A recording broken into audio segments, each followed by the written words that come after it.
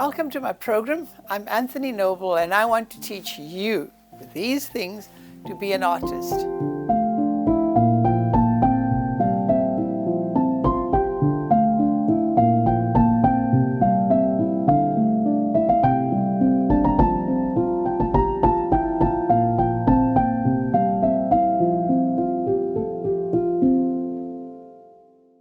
Welcome to my program. This is lesson 2. Lesson 1, we did an L composition.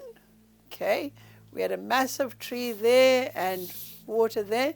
Lesson 2, we're doing a U composition, so it's going to be there. Remember, we said you divide your ground canvas into 3 portions with a vertical or horizontal.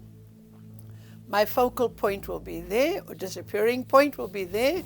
And we have either road or water. Okay, we have a mountain that goes into the top third there, and we'll have trees over there and trees over there. Okay, so basically using just the 3 primary colors and white, we are going to do a painting very unorthodox using that brush. So we start off with a little bit of raw linseed oil. The sketch I've done here, the drawing I've done here is merely a guide, okay? It's merely a guide. I'm going to paint over that because the drawing before the painting, before I start working, is already inside of you. It's already inside. You just have to take it out and put it on the canvas.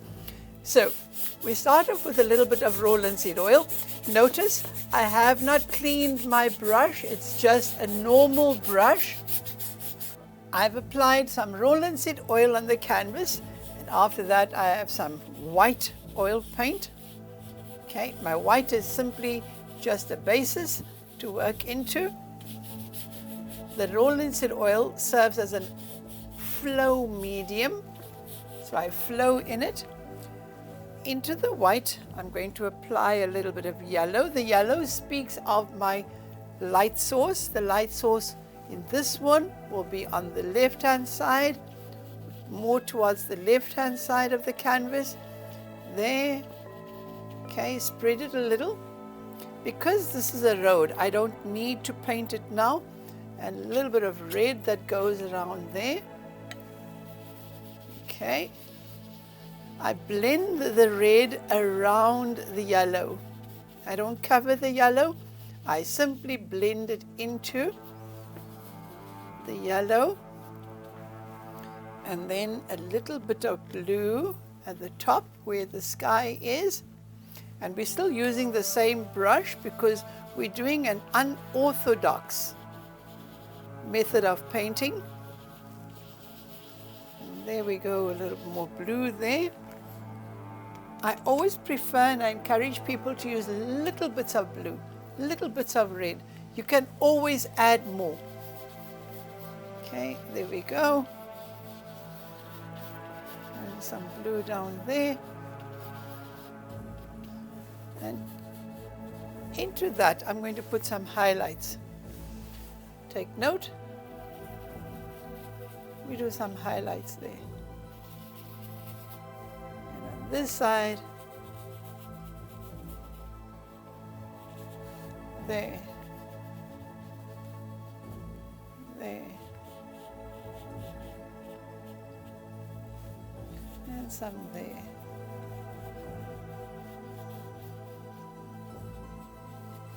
Okay, to mix a purple for the mountain, remember I said here, I'm going to have a big mountain there which goes into the third. There, I have a mountain.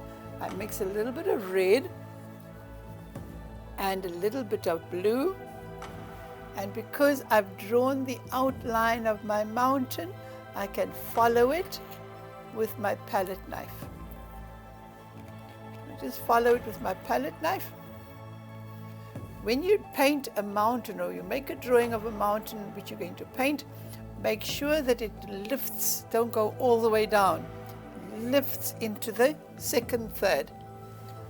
Okay, remember we divided our canvas up into thirds, and there we have mountain, opposite side, the lighter side of the brush. There we go. With the palette knife, I block in darker shades on the one side. I block color in there. Just block a little more color with a palette knife. Palette knives give you texture. Palette knife can smooth things away. Palette knife can be textured, okay?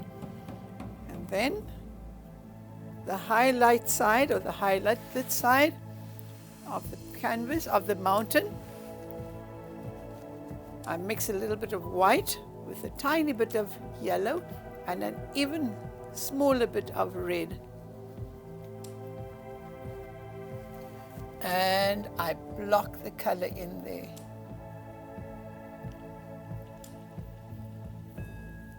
There we go. Lift it into the second third.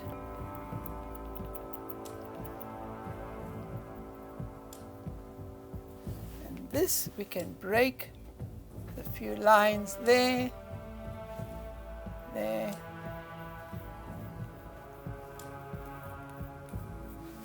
Below the mountain, I want a little bit of mist.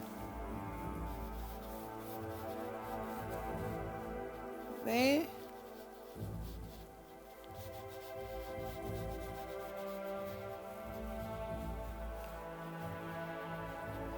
And below the mountain again, below the mist, we have a line of trees where the road will disappear. These are trees. And with the same brush, because we want uniformity, we dab those into trees. And they are standing in the mist, so we use the same brush, which will give you the feel of mist. There we go. And then some stems into those trees.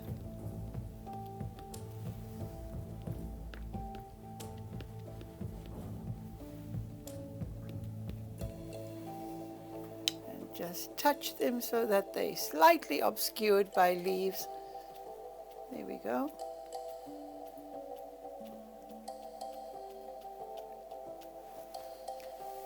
Below the trees, we're going to have ground there, or grass there and grass there.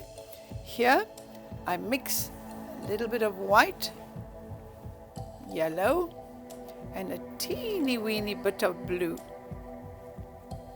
That'll give me a very light green. The reason why it's a light green is because this grass is further in the distance. There we go. And as it gets closer to us, it gets darker. How do I darken it? A little bit of blue, a little bit of yellow, and it gets darker. Same brush. With the same brush, we tap the grass into place. We tap the grass into place. Simply textured.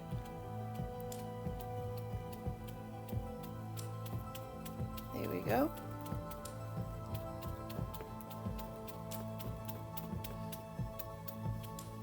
And there we are. Along the edges of the grass, where the grass meets the road, it's a little darker.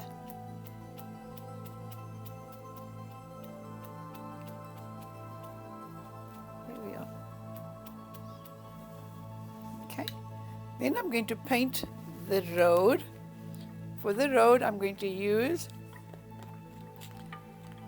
a little bit of red with yellow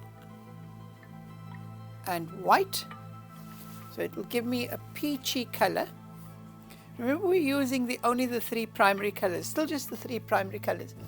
Now, the road is my focal point. It disappears into the picture. So over there is where it disappears. And further away from me, it's lighter.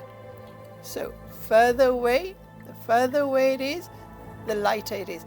that sense of perspective. Closer, it'll be darker. Here.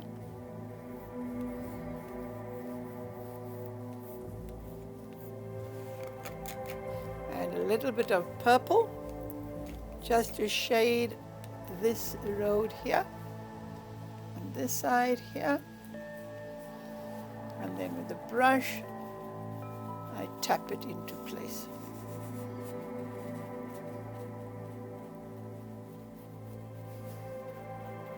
There we go.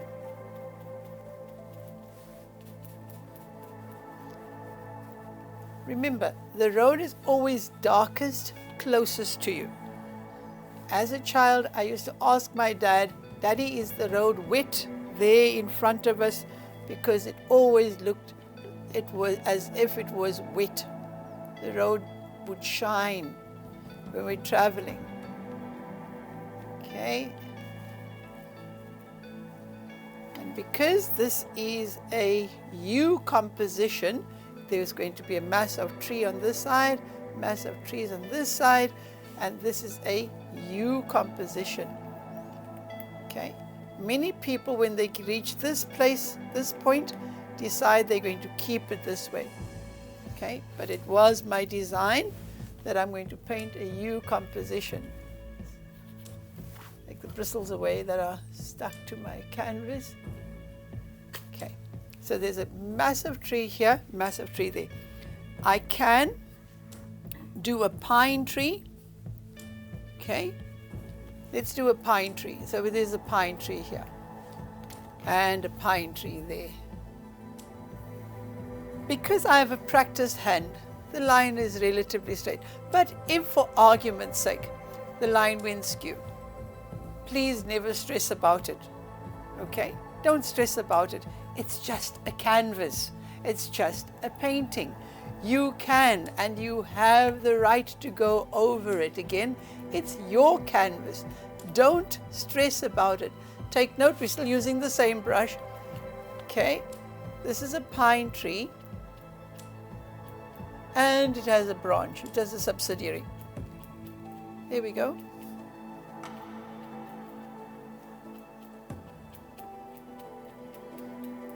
There we go. And on this side, the same. There. Don't ever let mistakes, I don't think in terms of mistakes. I don't think in terms of faults. Okay, this is opportunities to start again. And to get the stem, all I do is add a little bit of red to the green and I'll have a brown, and there we go. The stem is in place. Tap it in place there. Tap it in place there. And remember this one here that we had there. And a little bit of a highlight. On this side, a little bit of a highlight.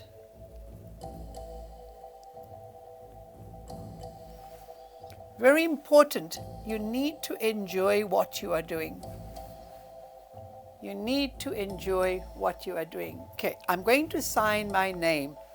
And it's the only time I use a different brush. Okay, I'm going to sign my name. Okay, I'm going to sign my name. People are sometimes very difficult about signing their name. You've got to sign in this corner with that color. I'm easy. As long as it's signed, as long as it has your name. Okay, take note, very, very delicately, rest your hand on something so that it doesn't shiver, and I sign my name. Okay, your name gives the painting its ultimate value and you take ownership. Okay, and my surname, and also the year. When I work with children, I encourage them to put the date, like the 18th of July or 18th of August. The reason for that is their progress is then monitored. You're able to monitor their progress. And just a little highlight on this tree there. Just a little highlight on the tree there. There. On the opposite side, tree, just a little highlight there.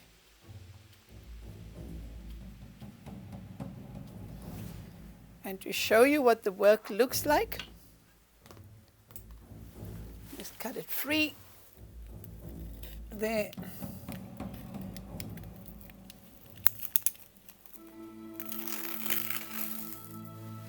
I paint on canvas that I've stretched and that I've blocked so that we can see it. And cut this free there.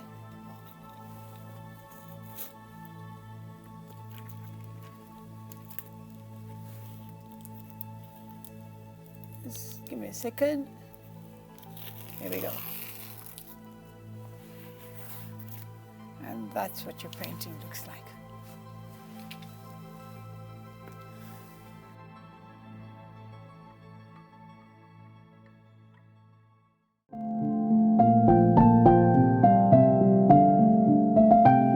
Thank you for sharing this time with me. If you need advice, help, feel free to contact me on 082 2585 704 or email me at anthony.noble, Noble,